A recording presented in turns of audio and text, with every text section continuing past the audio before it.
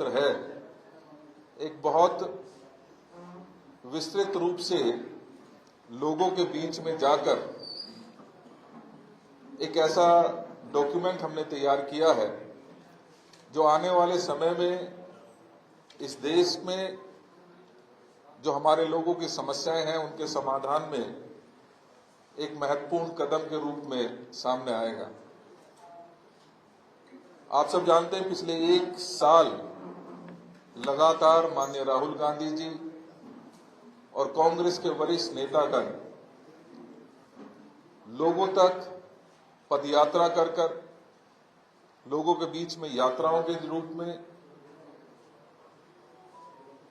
पहले कन्याकुमारी से कश्मीर तक और फिर ईस्ट से लेकर वेस्ट तक माननीय राहुल गांधी जी के नेतृत्व में कांग्रेस ने यह कोशिश की है कि देश के अंदर किस तरीके की समस्याएं हैं, लोगों से मिलने का काम हमने पिछले एक साल किया, लोगों से जानकारी हासिल की, लोगों के मनों की भावनाएं जानने की कोशिश की और उसके पश्चात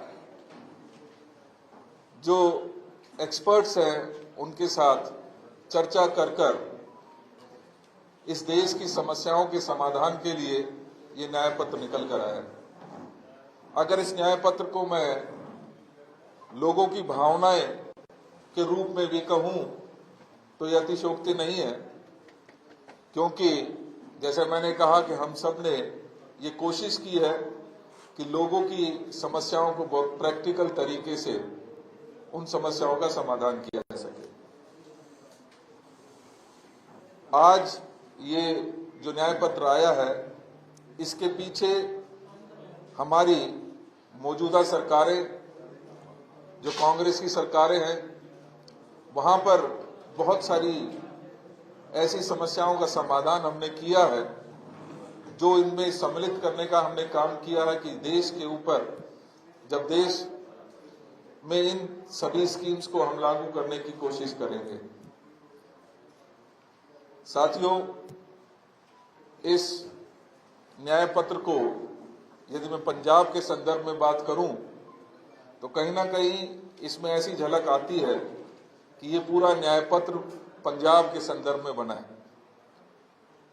आप जानते हैं कि हमारा न्याय पत्र के 5 मुख्य बिंदु हैं और उन 5 मुख्य बिंदुओं में किसानी की समस्याएं, किसान के बारे में क्या कांग्रेस सोचती है, उनकी समस्याओं के बारे में क्या सोचती है, किस तरीके से उनका समाधान किया जा सकता है।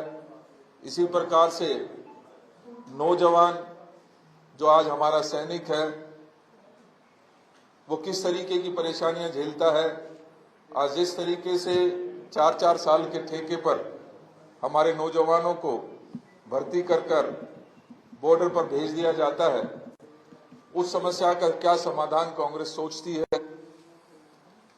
इसी प्रकार से हम और आप जानते हैं कि पिछले 10 सालों में लगातार युवाओं के ऊपर कुठाराघात हुआ है। युवा आज बेरोजगार है और बेरोजगारी की वजह से वो चाहे नशे की तरफ उसका झुकाव हुआ या बेरोजगारी की वजह से आज वो जिस तरीके से अपने घर के ऊपर, अपने परिवार के ऊपर एक बोझ बनकर रह गया है और वो युवा किस तरीके की समस्याएं झेलता है, चाहे वो पेपर लीक की बात हो, उसके लिए क्या समाधान हमने सोचा है, वो सभी बिंदु हमने इसमें शामिल करने की कोशिश की है। इसी प्रकार से महिलाओं की जो आधी आबादी हमारी है उनको किस तरीके की समस्याएं हैं, चाहे उनको जॉब में रिजर्वेशन देने की बात हो या 1 लाख रुपए हर परिवार की महिला को देने की बात हो, वो सभी मुद्दे हमने बखूबी अपने इस न्याय पत्र में शामिल करने की बात की है। देखिए दोस्तों, बहुत जरूरी है कि आज हम ये इवैल्यूएट करें, क्योंकि घोषणा पत्र हर 5 साल में आता है और 5 साल के बाद कहीं ना कहीं अगले 5 साल में पूरी तरीके से चेंज करने का जो काम भारतीय जनता पार्टी ने पिछले 10 सालों में किया है वो हमारे और आपके सामने है। मैं बात करना चाहूंगा मोदी जी की गारंटियों के बारे में, क्योंकि 10 साल पहले मोदी जी थे जिन्होंने आकर कहा था कि हर साल 2 करोड़ रोजगार देने का वो काम करेंगे, महंगाई कम करने का काम करेंगे, भ्रष्टाचार खत्म करने का काम करेंगे। लेकिन पिछले 10 सालों को यदि हम देखें तो वो पूरी तरीके से इसमें फेल साबित हुए। कांग्रेस ने हमेशा जो कहा है उसको करके दिखाया है। हमारा न्याय पत्र उसी कड़ी में देश की समस्याओं के समाधान का एक ऐसा पत्र है, एक ऐसा डॉक्यूमेंट है जिससे हम आने वाले भारत को एक सुदृढ़ रूप में युवाओं के साथ, महिलाओं के साथ, नौजवानों के साथ और सभी हमारे, चाहे किसान हो, चाहे हमारे गरीब साथी हो, मजदूर भाई बहन हो, उन सभी की समस्याओं को विशेष रूप से ध्यान में रखते हुए हमने अपना न्याय पत्र तैयार किया। आज उसी कड़ी में, क्योंकि पंजाब प्रदेश की अहम मुद्दों को हमारे इस न्याय पत्र में, राष्ट्रीय न्याय पत्र में रखने का काम हमने किया है, उसके ऊपर विस्तार से चर्चा करने के लिए भाई अमरिंदर सिंह राजा जी, जो प्रदेश कांग्रेस कमेटी के अध्यक्ष हैं, और माननीय बाजवा साहब जो हमारे कांग्रेस सीएलपी लीडर हैं, इनके साथ साथ अन्य सीनियर लीडर्स यहाँ पर उपस्थित हैं। मैं चाहूंगा कि ये विस्तार से पंजाब के, विशेष रूप से पंजाब के संदर्भ में हमारे इस न्याय पत्र के बारे में चर्चा करें। Thank you.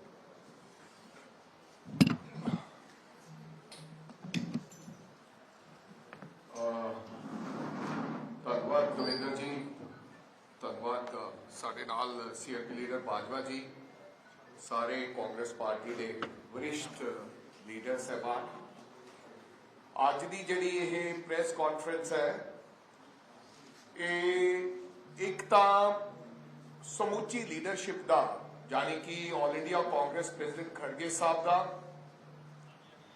राहुल गांधी जी का, सोनिया गांधी जी का, और विशेष तौर पे ये न्याय पत्र लिखने वाली उस मैनीफेस्टो टीम का, मैं पंजाब का प्रधान होने के नाते, पंजाब का किसान होने के नाते मैं उन्होंने धन्यवाद करना चाहना है। धन्यवाद इस करके करना चाहना है कि इस न्याय पत्र जिहड़ा इच लिखिया हथ बदलेगा हालात, ते न्याय पत्र दे विच साडे पंजाब दे वास्ते, विशेष तौर पे पंजाब दे वास्ते और पंजाब दे हरेक वर्ग वास्ते बहुत सारी वड्डी राहत कांग्रेस पार्टी लेके आई है। मैं इस करके सेंट्रल लीडरशिप का धन्यवादी और नाल ही नाल अज की इस वार्ता के राही मैं पंजाब के तमाम उन्होंने लोगों अज दियां जड़ियां कांग्रेस पार्टी दियां जड़ियां न्याय दियां साडा न्याय पत्र आया है, वो सारियां कि असी आने वाले समय च अगर जदों साडी सरकार बन जाती है, इंडिया गठबंधन की सरकार बन जाती है, उहदे विच किसानां लई, मजदूरां लई, नौजवानां लई किस प्रकार का असी जिहड़ा न्याय पत्र ते काम करांगे, मैं वो तुहाडे ध्यान विच लियाउणा चाहुंदा है।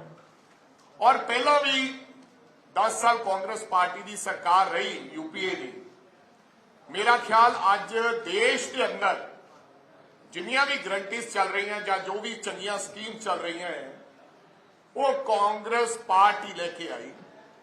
चाहे वो मनरेगा स्कीम सी 100 दिन की गारंटी, यानी कि जो दविंदर जी ने कहा, कांग्रेस पार्टी ने जो कहा वो किया।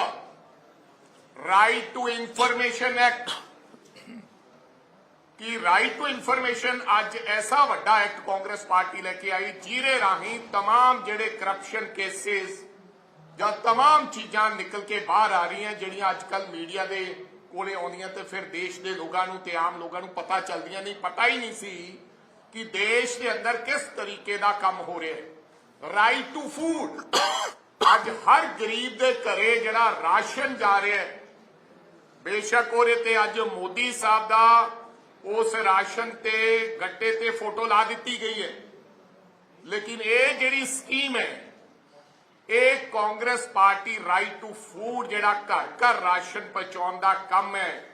ਮੈਨੂੰ ਯਾਦ ਹੈ ਸ਼੍ਰੀਮਤੀ ਸੋਨੀਆ ਗਾਂਧੀ ਨੂੰ ਉਸ ਦਿਨ ਘਬਰਾਹਟ ਵੀ ਹੋਈ ਸੀ, ਦਿਲ ਦਾ ਕੋਈ ਪ੍ਰੋਬਲਮ ਸੀਗੀ, ਲੇਕਿਨ ਉਸ ਬਿੱਲ ਤੇ ਸਾਈਨ ਕਰਕੇ ਸ਼੍ਰੀਮਤੀ ਸੋਨੀਆ ਗਾਂਧੀ ਜੀ ਹਸਪੀਟਲ ਗਏ ਸਨ।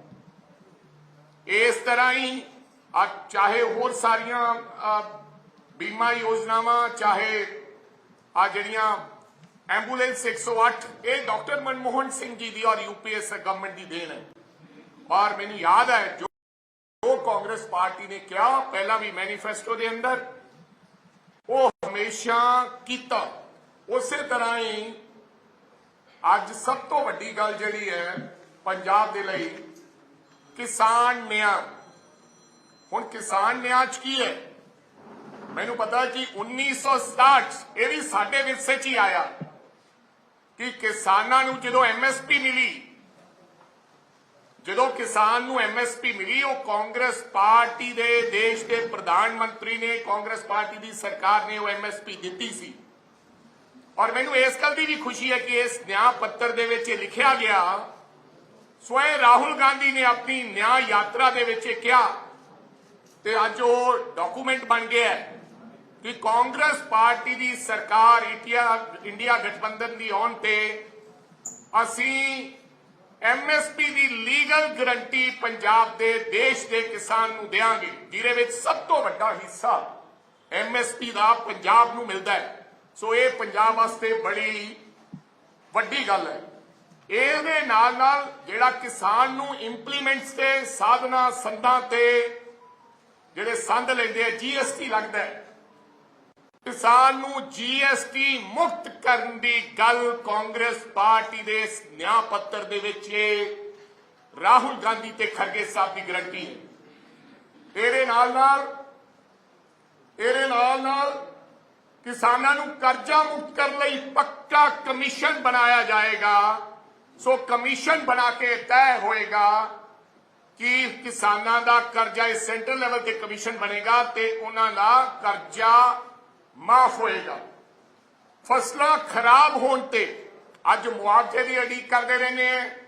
ਪੰਜਾਬ ਦੇ ਅੰਦਰ ਮੁਆਵਜ਼ਾ ਖਰਾਬਾ ਹੋਇਆ ਤੇ ਪੰਜਾਬ ਸਰਕਾਰ ਦਿੱਲੀ ਨੂੰ ਕੋਸਦੀ ਰਹੀ। ਦਿੱਲੀ ਵਾਲੇ ਕਹਿੰਦੇ ਅਸੀਂ ਪੈਸਾ ਦੇਤਾ, ਪੰਜਾਬ ਨੇ ਨਹੀਂ ਦਿੱਤਾ। ਕਈ ਲੋਕਾਂ ਨੇ, ਮੁੱਖ ਮੰਤਰੀ ਨੇ ਇਹ ਵੀ ਕਿਹਾ ਸੀ ਕਿ ਮੁਰਗੀ ਦਾ, ਅੰਡੇ ਦਾ, ਬੱਕਰੀ ਦਾ ਮੈਂ ਮੁਆਵਜ਼ਾ ਦੇਵਾਂਗਾ, ਲੇਕਿਨ ਲੋਕਾਂ ਨੂੰ ਫਸਲਾਂ ਦਾ ਮੁਆਵਜ਼ਾ ਨਹੀਂ ਦਿੱਤਾ।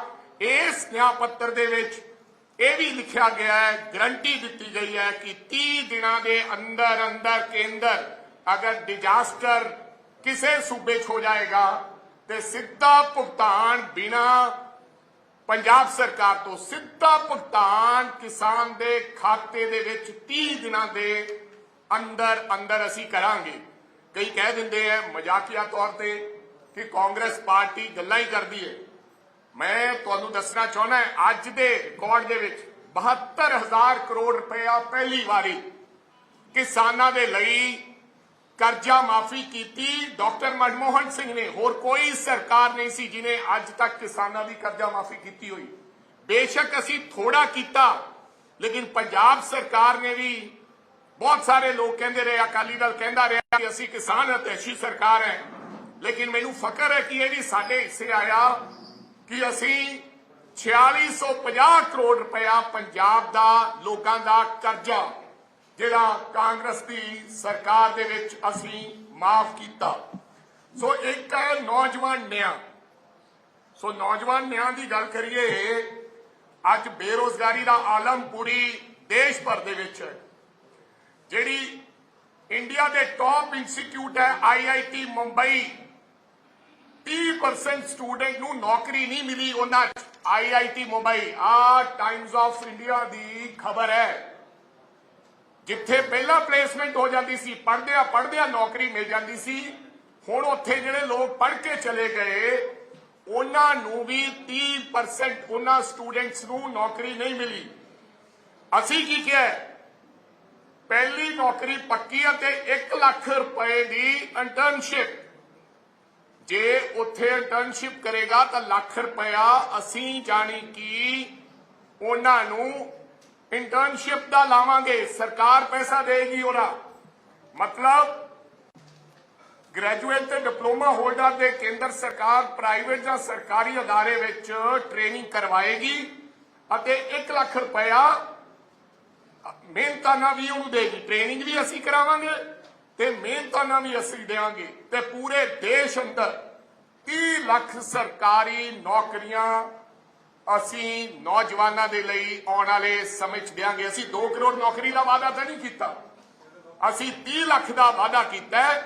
ਉਹਨਾਂ ਨੇ 2 ਲੱਖ ਦਾ ਕਿਹਾ ਸੀ, ਉਹਨਾਂ ਨੇ ਇਹ ਵੀ ਕਿਹਾ ਸੀ ਕਿਸਾਨ ਦੀ ਆਮਦਨ ਅਸੀਂ ਦੁੱਗਣੀ ਕਰ ਦਿਆਂਗੇ, ਲੇਕਿਨ ਅਸੀਂ 30 ਲੱਖ ਲੋਕਾਂ ਨੂੰ ਨੌਕਰੀ ਦੇਵਾਂਗੇ। ਔਰ ਇਹ ਪੈਸਾ ਜਿਹੜਾ ਹੈ ਇਹ ਡਿਪਟੀ ਕਮਿਸ਼ਨਰ ਕੋਲੇ ਆ ਜਾਏਗਾ ਪਹਿਲਾਂ, ਤੇ ਡਿਪਟੀ ਕਮਿਸ਼ਨਰ ਜਦ ਵੀ ਕੋਈ ਬੱਚਾ ਇਸ ਤਰ੍ਹਾਂ ਟ੍ਰੇਨਿੰਗ ਲਏਗਾ ਤੇ ਉਹ ਟ੍ਰੇਨਿੰਗ ਇੰਸਟੀਚਿਊਟ ਨੂੰ ਉਹ ਪੈਸਾ ਮਿਲ ਜਾਏਗਾ। ਨਾਰੀ ਨਿਆਂ, ਇਹ ਵੀ ਸਿੱਧਾ ਪੰਜਾਬ ਦੀਆਂ ਸਾਡੀਆਂ ਮਾਈਆਂ ਭੈਣਾਂ, ਔਰਤਾਂ ਭੈਣਾਂ, ਬੀਬੀਆਂ ਨਾਲ ਜੁੜਿਆ ਹੋਇਆ। ਅਸੀਂ ਇਹ ਤਾਂ ਨਹੀਂ ਕਿਹਾ ਕਿ 1000 ਰੁਪਇਆ ਮਹੀਨਾ ਦੇ ਕੇ ਮੁੱਖ ਮੰਤਰੀ ਨੇ ਕਿ 1000 ਰੁਪਇਆ ਦੇਊਂਗਾ ਤੇ ਹੁਣ 2.5 ਸਾਲ ਟੱਪ ਗਏ ਉਹਦੇ ਤੇ ਗੌਰ ਹੀ ਨਹੀਂ ਫਰਮਾਈ ਆਦਰਨੀਆ ਭਗਵੰਤ ਮਾਨ ਜੀ ਨੇ। 1-1 ਹਜ਼ਾਰ ਰੁਪਇਆ ਪੰਜਾਬ ਦੀਆਂ ਔਰਤਾਂ ਦੇ ਨਾਲ ਧੋਖਾ ਹੋਇਆ। ਲੇਕਿਨ ਅਸੀਂ ਕੀ ਕਿਹਾ, ਅਸੀਂ ਕਿਹਾ ਸਰਕਾਰੀ ਨੌਕਰੀਆਂ ਦੇ ਵਿੱਚ ਔਰਤਾਂ ਨੂੰ 50% ਰਿਜ਼ਰਵੇਸ਼ਨ ਦੇਵਾਂਗੇ। ਮੈਨੂੰ ਪਤਾ ਹੈ ਮੇਰੇ ਖੱਬੇ ਪਾਸੇ ਤ੍ਰਿਪਤ ਰਜਿੰਦਰ ਬਾਜਵਾ ਜੀ ਨੇ 50% ਜਦੋਂ ਪੰਚਾਇਤੀ ਚੋਣਾਂ ਹੋਈਆਂ ਸੀ ਉਹਦੇ ਵਿੱਚ ਅਸੀਂ 50% ਔਰਤਾਂ ਨੂੰ ਹਰ ਲੈਵਲ ਤੇ, ਪੰਚਾਇਤ ਲੈਵਲ ਤੇ